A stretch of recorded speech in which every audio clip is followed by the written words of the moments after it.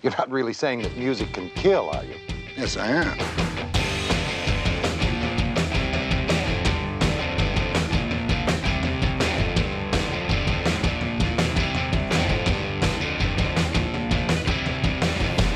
Music can be a very powerful thing. Nothing galvanizes the emotions as quickly. Hello, kiddies. We are going to have a real good time together because we have a very, very fun conversation. We are speaking with, I think we can say friend of the show, I hope so. Wayne Gerard, Say every that who about everybody who's cool. I know that's true, who is a great guitarist. He is currently with, and I'm going to screw up the name of the band, Don Was and the Pan Detroit Ensemble. Is that right? I'm close. I'm close. I know that much. Get it right. Now he's not going to be a friend of the show. Yes, I am right. Don Was in the Pan Detroit Ensemble. So they have a new record coming out. They are either in Japan right now or are going to be en route to Japan very, very soon. They're in Japan already. But in what seems like a insane schedule, they are back in Detroit early October to kick off the tour.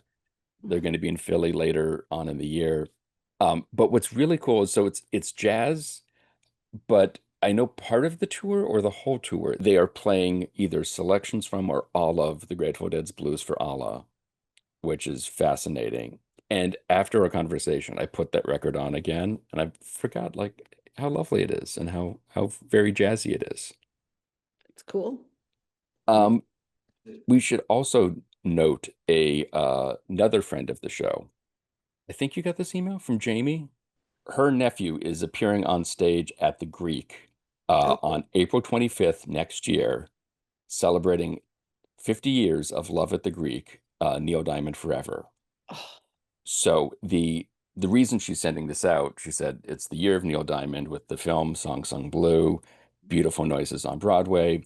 And then so her cousin, whose dad passed away from Parkinson's. So all the money from this show is being donated to Parkinson's and research for neurological diseases, the drive towards a cure. So tickets are on sale, I believe now. But David Jacobson, he is the lead singer of Neil Forever, and that's what is happening at the Greek. Really cool band, and the whole thing is designed to pay tribute to Neil Diamond's 1977 show at the Greek, which I believe was Hot August Night, or was it August Night 2? Oh. I can't remember, but like you need an excuse to go to the Greek theater and hear Neil Diamond songs. I mean, yeah. So, and we're telling you with months and months in advance, so you have zero excuse to book your tickets and go. And Are we going? we should. It's not it will be a hot April night, I think. Well, that's more suited to your disposition. This is true. This is very, very true. I'll still go.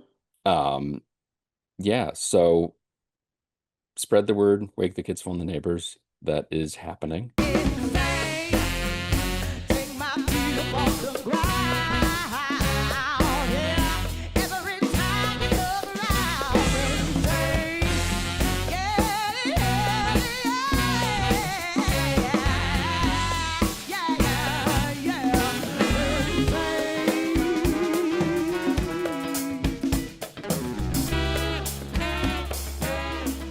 You're playing right now with Don Was and the Pan Detroit Ensemble.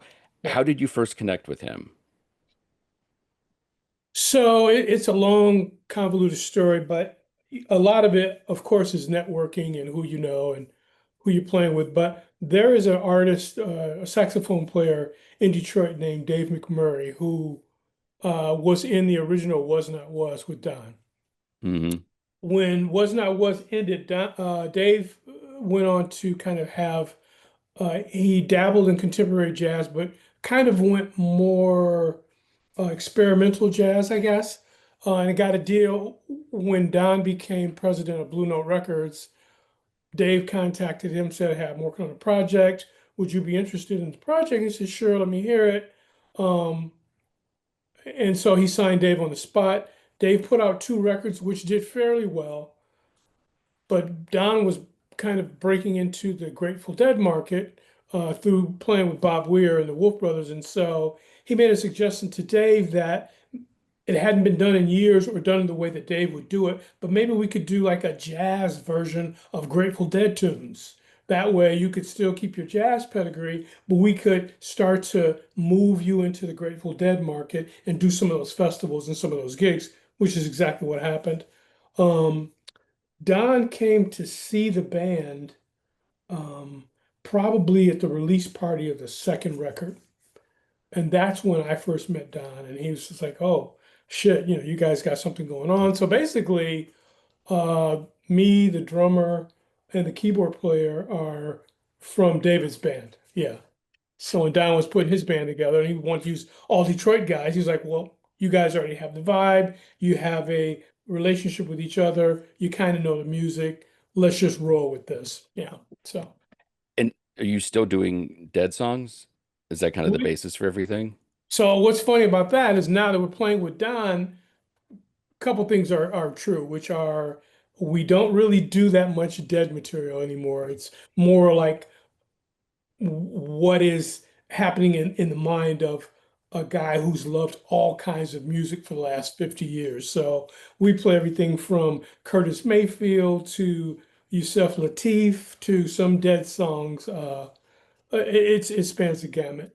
But what this tour is about is two things, which are we have a record that's going to be released on the 8th of October called Groove in the Face of Adversity. And that is a kind of EP of everything from Hank Williams to Curtis Mayfield to some of the other artists that I mentioned. And it's the 50th anniversary release of the Grateful Dead's Blues for Allah record. So the Mm. band has learned that record in its entirety, and we're going to perform it live, which I have to tell you, I can play the guitar. I consider myself to be a good guitar player, but this has been 6 weeks of some of the hardest shit ever. It is amazing. I wasn't really a Deadhead. I got more respect playing with David doing the Dead stuff, but learning this music for this record, I mean, I can see why they are the mainstays that they are. Yeah, it's incredible. Yeah. What is it about the music that makes it hard? Because I remember Yeah. on Always that. freeze Is it. that what it is? Uh, Luke, you froze. We Son heard. of a gun. So I was We saying, go ahead. uh, no, it says I'm unstable, or the Well, connection is we know that. unstable. Yeah. Um, what is it about the Dead and their songs that make them so hard? I remember in college sitting around and playing Eyes of the World for 45 minutes, and it's just some of the chord shapes are different than it's not a 1-4-5 progression. What is it about the Dead, and especially Blues for Allah? That's like that weird 70s Oh where they're man, it's kind of coming something. in from everywhere. Yeah, so what I would say without really knowing where they were at, I mean, I do think there was some drugs involved for sure. Um, but One or two, I think. yeah, at least. But the music, so I do know from talking to Don that they were really listening to things like Pharoah Sanders and Chick Corea and Return to Forever and John McLaughlin's Inner Mounting Flame. And so they were trying to pull some of those influences into their music and deliver them in a way that the crowd that they draw could still interpret. And so them not really, they started out as a bluegrass band and that really never really became a jazz band, but they had a jazz mentality in the sense of free improvisation, long flowing song form that sometimes doesn't repeat. So you'll play a song like King Solomon's Marbles, for example, which is like 11 minutes long, but nothing in the song repeats. But you have to learn all of the pieces. So it's almost like a through composed symphony piece, right? And then finally, I would say for me as a musician, they seem to and I mean this with all due respect, but put things in the music that were purposefully difficult, things that would like make me angry when I was learning them. Wish I could do, I wish I was good enough to do that. Just to be like, I'm gonna just do this so no one else can play it like I And do. that's kind of what it is. That's how it felt, you know what I mean? But once you learn it and you get it under your fingers, you go, oh, this has an elegance to it. This has uh, elegance is the best way to describe it. That if you hadn't learned it in its entirety, if you just took that one awkward thing and just worked on it, you go, oh, this sucks. This really does suck. But once you learn it in its entirety in context, you go, oh, this is really beautiful. This really works Mhm. well. Yeah. So as a guitarist, nothing they do feels natural to me because it's bluegrass language, Mhm. you know. Mm. So yeah, Yeah. And you're coming at it from more of a jazz styling, more of a or jazz rock style. I mean, really, I went to Wayne State for jazz composition, but I'm really more of a rock and soul player that's harmonically aware. Like, so if I hear a jazz song or I'm on stage with some really advanced musicians, I can hang, but that's not really where I live at. You know, I'm more blues based, I'd say. Yeah. how did you start playing? When did you pick up a guitar and start messing around? So that's a really good question. So my mom was a uh, wannabe Motown singer, but due to a series of unfortunate events, that didn't work out for her. But when I was born, she was kind of involved in the church to some extent, and there was always people at the house with music and organs at the house and drum sets or whatever. And so I was always kind of tinkling and tinkering. She always had music playing, always, you know. Teddy Pendergrass was playing, Marvin Gaye was playing, all the Motown things.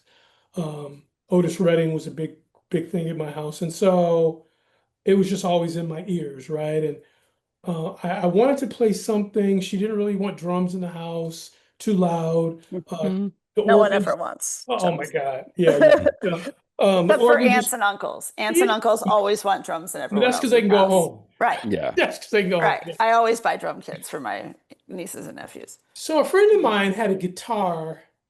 Well, I'm getting ahead of myself. So I was always, now we've come to the uh, relatively political portion of the show, which is to say that um, I always considered myself to be a person whose skin is black, but I was of the world, not just of a culture, right? Hmm.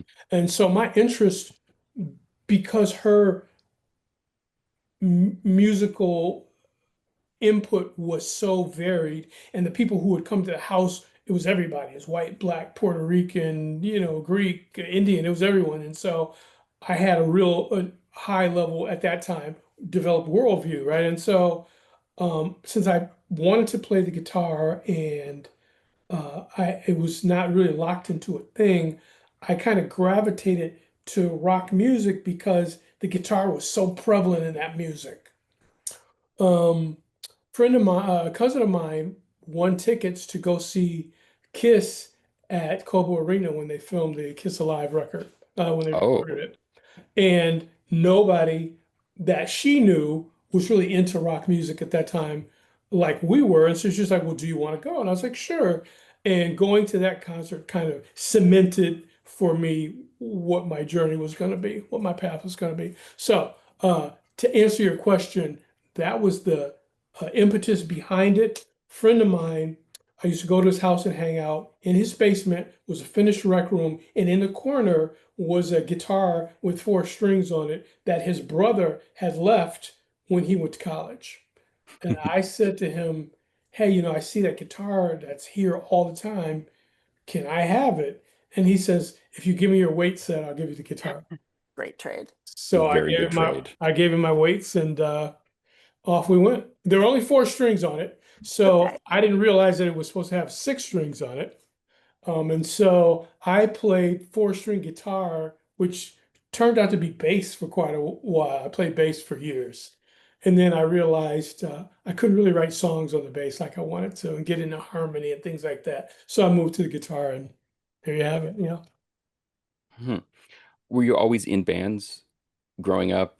Was it just a No, constant? it was tough because again, being a black kid, um, the white rockers that I went to school with really didn't see having a black person in the band really, and now it's really commonplace, but at the time it was kind of verboten. And then the black bands that I was hanging out, the black musicians that had bands that I was hanging out with, they were playing, R&B music, they weren't really Right. rocking. So I really wasn't, I didn't really get into a band until I was probably 17.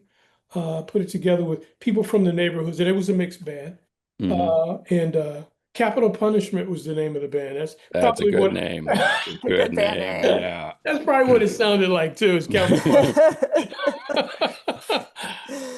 But well, I had convinced them to do, more of the things on my side of the road. So we were doing things that were popular when I was 17. It was like April Wine and Rush and Styx and things like that. So we were doing a lot of that, but not playing a lot of gigs because a lot of people did not want to hear it.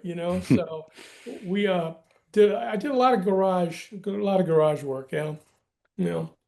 Do you think that helped your playing in the long run, having a few years there where you can't put together a band and you're forced to just sit there and play and play and play and not have to worry about doing a gig? Like you just gotta keep playing if you want to listen to music, if you want to make music. It's the only way to do it. Do you think that kind of benefited you because you just kept getting better and better as you did it? So that's a multi-pronged question that deserves a multi-pronged answer, which is I think yes, the answer is yes.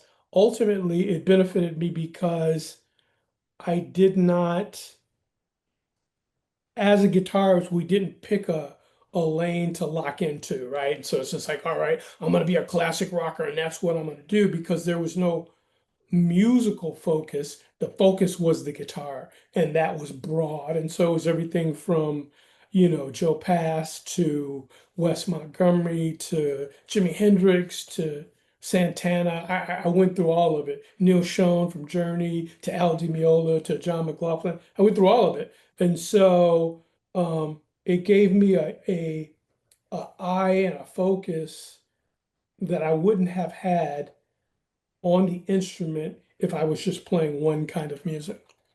Now, the second half of the question for me is that worked against me for a long time because, especially in Detroit, music is very pocketed. And what I mean by that is that there are pockets of music, like probably like there always was, but I didn't really realize the depths of it until I started trying to go out and join different groups and play with different artists. The word is, oh, he can really play, but he doesn't know who he is musically. He doesn't know who he wants to be because I could do Mm. it all and loved it all. Mhm. So it kind of worked against me for a long time until I would say the mid 80s and people like Prince and Lenny Kravitz, and Parliament Funkadelic, black artists who were still very black but could exist in this world, that really brought musicians like myself to the forefront because we could do it all. We weren't just jazz guys or R&B guys. We could do it all, right? So what was a detriment turned out to be a good advantage, and it really helped with all of the things that I've done and playing with Don as well. Yeah. What Yeah, was it? Oh, sorry, go ahead. no, go. What was it within you that through all of this, your mom had intentions to be a professional singer and life took over and sort of derailed that plan, although she still loved music. And at every turn, as much as you loved music, the cards were sort of showing early on that, yeah, this wasn't probably going to be the path for you. What Sure. was it in you that just kept you knowing that, nope, this is it. This is going to be, this is what I'm going to do. I don't know. That's a really good question. I mean, I remember being in sixth grade social studies class, and I'm sure we all lived what I'm getting ready to say, which is, what do you want to be when you grow up, and what's your dream, and this and that. And I remember everybody went around. It was, doctor, I want to be a fireman, I want to be a veterinarian. And I stood up and I was just like, I'm going to be a rock star. And everybody laughed. But the teacher didn't laugh. She was Yeah, just there's like, a lot of a-holes. Yeah. oh, Which is cool. well, But that's a cool teacher. Yeah. And she was just like, hey, that's your dream. It doesn't matter if they laugh, let them laugh. Yeah. And it's what's really ironic about that is I meet people who were in that class who remember that event and they were like, damn, I'm glad to see you stuck with it. I always wanted to be this, but now I'm a CPA or I'm a dentist. I hate it. So yeah. So I don't know what drove me to keep doing it other than I think I think I mean I would say I was a really shy kid, kind of awkward, and because I wasn't pocketed in any one culture or clique, I was kind of other to some extent. And so music was kind of a friend to me, right? It was whatever I put into it, it gave back. And it was just kind of this symbiotic relationship that turned out to be probably one of the most positive uh, relationships in my life. Yeah. It's so interesting that the bands you listed at that time, you know, multiracial band like Prince and the Revolution or Parliament, Uh, um, that you got to think like that whole it's a sliding doors moment of like if you had not been that right age at this time when suddenly this was the hip cool thing. sure. And and even with Prince, and you mentioned Lenny Kravitz, people who are just geniuses when it comes to like I can play anything I want, I can produce it, I can write it, and like Yeah. just leave me alone, and I will go make something really cool, and Yeah. everyone will dig it. Yeah. I never saw myself necessarily in the same, on the You same didn't see level of. yourself as a genius? No, but I saw myself as a really creative person. I mean, I play a variety of instruments. I can produce. I've written music for film and Hmm. for orchestras and punk bands, jazz bands, or whatever. But that is a result of years of hard work, right? I think Yeah, somebody like Prince, he would just sit down and I'm gonna write a symphony tonight, and he would write one by morning. He would have one. right. Mhm. Um, so Maybe he's a yeah, bad person to hold yourself to. well, for sure, for sure. But I will say, this is probably if we do a podcast part two, there is a lot to be said about. Um, while I didn't always love Prince's music, he was a North Star for me in terms of how to be a modern Black person, in Mm, terms of sexuality, music, how to dress, how to carry yourself, work ethic, uh, what was expected of you in different situations. Um, he was very, I belonged to the Church of Prince probably 1980 to 1985, right after Purple Rain came out. Probably when I got off the train, but in that period, he was very influential to me. It's probably not a day that doesn't go by where something that I learned from that period I don't use today. Yeah. mm. When in the process of your career did you start producing? Because that's a whole nother skill and talent using to learn to play a room in a certain way and work with other artists like that. When did that come into the process? So because of Prince, I wanted to be an artist like that. And I realized that he was generating his own music. And I didn't really know enough about how to write a song, how to arrange a song, how the studio works, what to do in the studio, drum machines and this and that. So um, by studying his music, but a lot of other music at the same time, I kind of had a crash course in what that looked like. Um, and we had, I had a development deal with Motown at one point. Um, but I didn't really know how to write songs, right? I could write a good groove, I could make the texture sound good, but I couldn't really deliver a song. And so they dropped us after about a year. I kind of floundered for a while after that, trying to figure out, well, what am I going to do? I'm kind of in this world between guitar and songwriting. When I think of production, so just there's a lot of different ways to frame that, but how I look at production is it really is the delivery of the songs that I write. Mm, So I go into a studio and pretty much I play all the instruments. I don't have a band, or if there's something that I need that I can't do, I'll farm it out. But typically it's a one-man shop. mm, And so um and I usually do that to deliver songs to people that artists are strangely, they lack the ability to hear a demo of you singing a song with the guitar and go, oh, I want that song. They don't have that ability. So it needs to be pretty blown out to what it's going to be. So I don't really make demos. I'm making records. And if you reject the record, that's okay. But I don't really do demos, right? So fast backtracking to answer your question. What really cemented it for me is I grew up with Jeff and Mark Bass, who are at one time they were the producers for Eminem.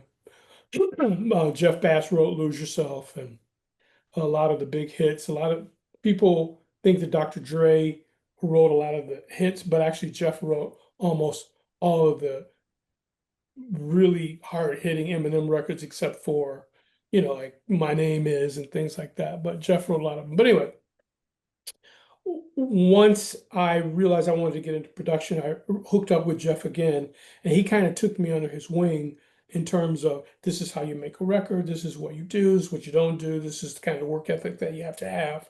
I worked with him and his brother over at Shady Records probably for about a little under a year. Um, and that kind of cemented for me the production journey. Did a lot of local hip hop artists after that.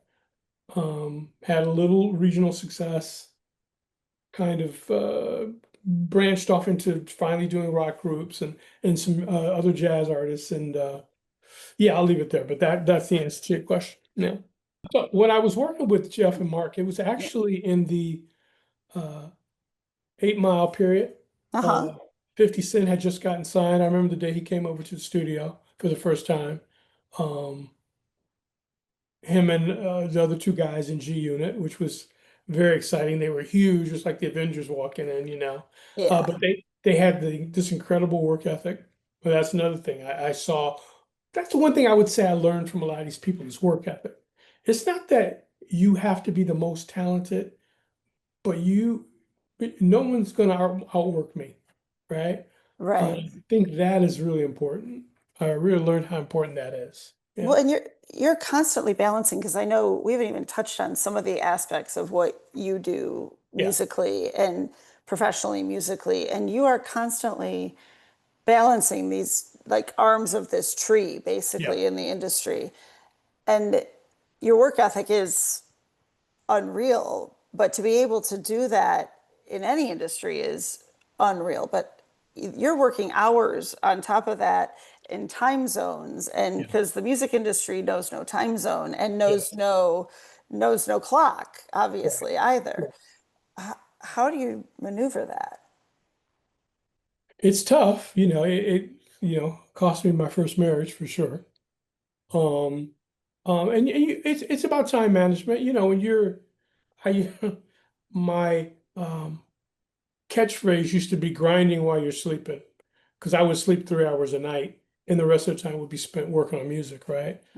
Some of it would be devoted to keeping my guitar chops together, but a lot of it was writing songs, and I have hard drives of music that I've done, probably like, Prince's Vault. I've just got a vault full of music. Hmm. But even now, I get up at 4:45 every morning and work until 7:30, 8 o'clock. And when my wife comes down and we have breakfast and then we go our separate ways. But um, it is a balancing act. And not only is it a time balance, but there's code switching, of course, but there's also mode switching. So it's like, who am I today? Am I a guitar player? Am I a songwriter? Am I a producer? What am I doing? So it's that constant shifting, which can be exhausting. Yeah. So, yeah. Do you get into that like flow state? Are you a flow state person? Yes. Yeah. It's easy to do. I mean, Yeah, um, it doesn't always happen. It doesn't happen as much as I'd like it to happen. I yeah, me think either. but what you have to have is a level of craft that Mhm. you can always call on when the muse doesn't come. Right. Right. And so Mhm. I've got the craft thing down. I mean, I can always work and I can always generate some. It just may not be as inspired as the other thing, but it'll be still good, right? Yeah. But stupid is great. Stupid Yeah. is sometimes the most brilliant thing of all. For sure. In fact, that is usually when it's very cool, right? Right. Yeah. Always. At least for Luke and I, our best work is our stupidest work. Yeah. I find it's interesting you said that because we were a friend of mine, we were talking about the best music has come from people. I don't want to say are musically illiterate, but they're just kind of expressing themselves, and Right. it just happens to be the tool. It's Yes. great. It's great. Yeah. Yeah, It's amazing. yeah. A lot of the new wave and punk stuff was like that, right? Yeah, of course. Yeah, Yeah. It's brilliant. brilliant. Absolutely. Yeah, yeah. The new like Justin Bieber record. Uh-huh. I There's haven't a heard it kid yet. called McGee who produced some stuff on that record, Yeah. Hmm. Yeah. and that kid he's breaking all the rules. I know. It sounds everything he's doing is stuff that I've spent years trying to weed out of my playing and production, and Mm-hmm. he's taken it and made it part of the what he does, and it's kind of brilliant, right? Yeah, Yeah. yeah, It's unreal. yeah, yeah. It's So it's the whole the jazz thing of, and I hate the phrase, but like the you learn all the rules and then you kind of ignore them all and do your own thing. for sure, And sure. it at a certain point it's got to be hard to kind of ignore that voice saying like, no, no, you can't, you're not supposed to play that chord, or it's not supposed to go this way and this progression is off. What is difficult about what you're saying is when that happens when you're on stage playing. Mm. Yeah. And you go, I'm in the wrong bag. I get the wrong suit on, you know. Yeah. Um, oh, I can't play that, like, or I can't, I'm not supposed to do that. Um, but it's so deep. There's an article, I have to send it to you. It's about the commodification of the modern musician, and they picked young blood as kind of the target, Hmm. um, and just how cultivated and curated that whole thing is, right? And Yeah. how he's being placed and put up as the new rock god and this and that. And Yeah. it is very even what you wear when you go to different gigs. So now I'll do an R&B gig or I'll do a rock gig or a funk gig, but they expect you not only to play the music and play it with integrity, but they expect you to have the same outfit on that everybody else is wearing too. Because Right. Mm. because if you don't, they go, "Oh, you're not real. You're a poser. You don't know the bag, right?" Mm-hmm. Yeah. Yep. And artists look for sign. So back in the mid '80s, I was part of Patti Smith's comeback band. Ah, I, w- Mm. I amazing. was in um a rock band again, 6 degrees of separation, but I was in a rock band with a young lady in Detroit whose husband was one of the best friends of Fred Sonic Smith, who was in the MC5, Mm-hmm. married to Patty. Sure. When he died, Patty kind of withdrew and kind of stopped making music or this or whatever. But Fred, who was connected to Fred Smith and Patty, talked to her and just, why don't you come out and do some gigs with Carolyn's band and see how you like it? I was in Carolyn's band. And she liked it. She was like, and she did a couple gigs with us, and it was Carolyn featuring Patti Smith. And then it was like, well, Patty was like, well, I want to go out and do some of my own gigs, right? Thing. Um, and we did a little, probably played maybe almost a year, recorded some stuff. But my point of with telling this story is she was really guitar player wise, she was into Tom Verlaine from the group Television and Mm-hmm. Lenny Yeah. Kaye from her band and things like that. And so she didn't really know what to make of me, again, Mm-hmm. black. And I had this huge guitar pedal board, and she would come over and she'd go, wow, look at all the pedals. And then she would just look at me and just kind of walk the other way. given all of your experience, I mean, you Yeah, said playing with this ensemble is a challenge and learning these songs. yeah. Um, do you still enjoy it? Do you still like there's with the travel and with all of the other pieces that go into being a working musician? Do you enjoy all that stuff, or does it still just do you reach a point of just like I got to get out of this? This is killing me. No, it differs from day to day, right? Yeah, fair. Um, I will say that, with Don, it's 9 people in the band, so it's a lot. With sound guy and roadie and the tour manager, so it's like 12 people, right? Mm, So it can be like a little community that's traveling around. So that's kind of cool. It's not really a bunch of guys in a van eating at gas stations, which is cool, a nice tour bus, and we stay at nice places. Um, but it is a grind, right? You're up early, you're up late. Um, Sound checks can be long, gigs can be long. I think the payoff is when you're sitting in front of the audience and the energy. I will say to you now, all the things I've done, I've been playing music for, 30 plus years, been all around the world, this and that. There is no greater audience awareness, appreciation, and energy than a Grateful Dead audience, bar none. Mhm. mm, It is incredible.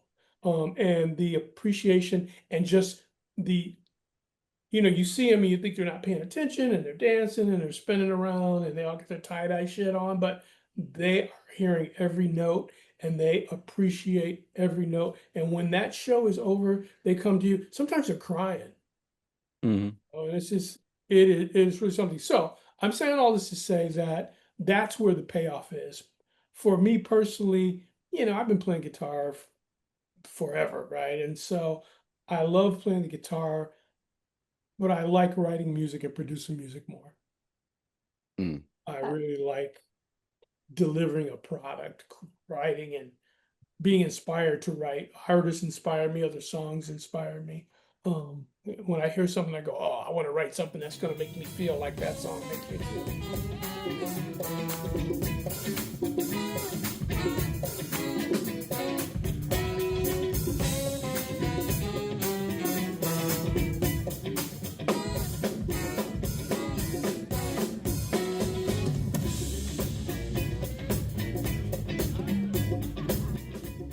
Groove in the Face of Adversity, the debut album by Don Was and the Pan Detroit Ensemble, is available October 10th wherever you get your music. The band is also heading out on the road October 8th. For more information and show dates, check out Don Waz's website, donwaz.com. And for more information on Wayne, you can follow him on Instagram, where he is at WGerard211.